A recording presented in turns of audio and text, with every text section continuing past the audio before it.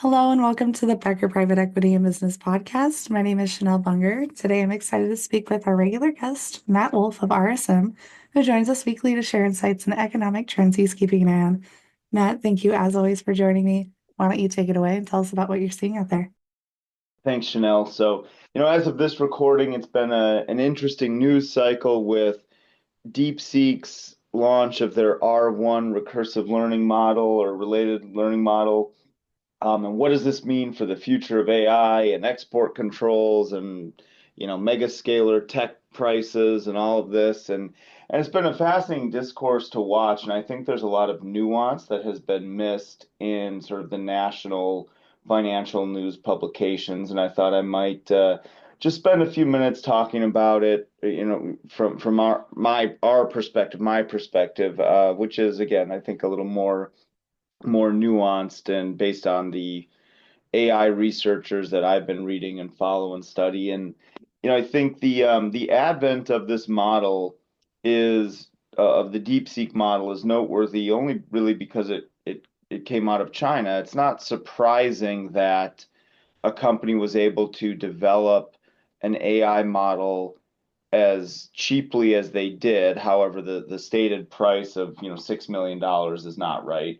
It was significantly more than that. But we've seen with the development of AI models, similar to the development of other computer transistors, processors, memory, where the cost falls precipitously. You're able to scale more with less over time, and this is a pretty significant factor. And so, this new model that came out that has everybody talking again about AI, are the export controls working? What does this mean for NVIDIA? What does it mean for Facebook?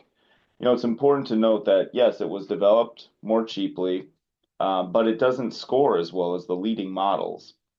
And it's sort of falling on this expected cost curve of sort of cost reductions that we would expect to see really across all technology.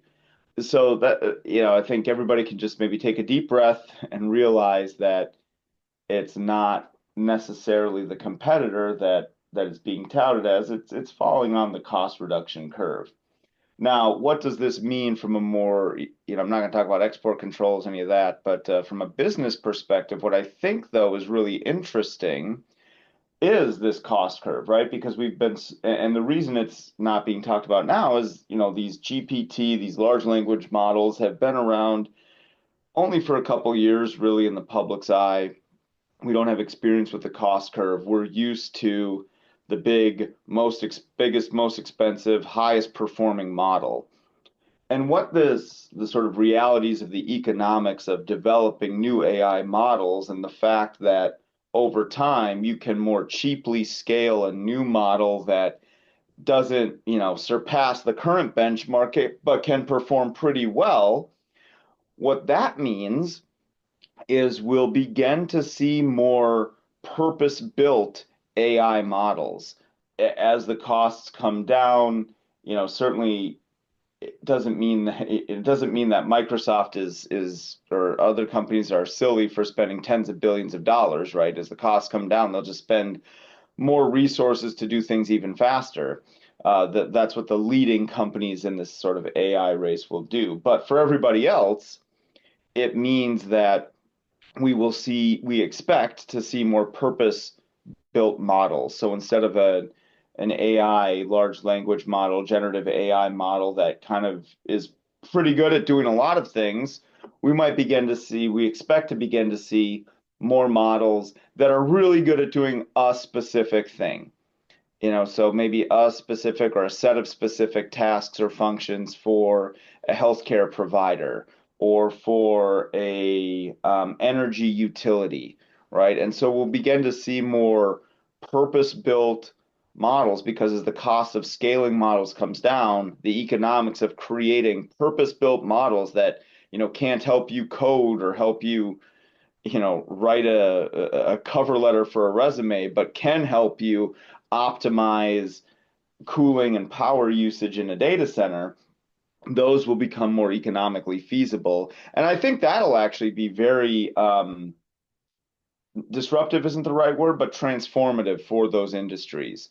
Right? We'll see these very specific purpose-built models, and that's the real thing to watch, I think, for most leaders, most investors is where are these newer purpose-built models coming into my space, into my industry or industries, and what does that mean for the future of my companies? That'll be really interesting to watch. We'll still see the hyperscalers spending an insane amount of money to build and develop these, cutting edge models because there's just so much economic value add that those models can deliver that it almost doesn't matter how much money you spend at it. We're only limited by the actual technological limitations of the chips that scale these models. That's one end of the spectrum or one, the bleeding edge of development. But again, for everybody else, what the DeepSeek R1 model demonstrated is companies will be able to develop models that are pretty good, not cutting edge, pretty good at a fraction of the cost. And at those economics, we can expect to see more specific purpose-driven AI models related to specific tasks or functions in given industries.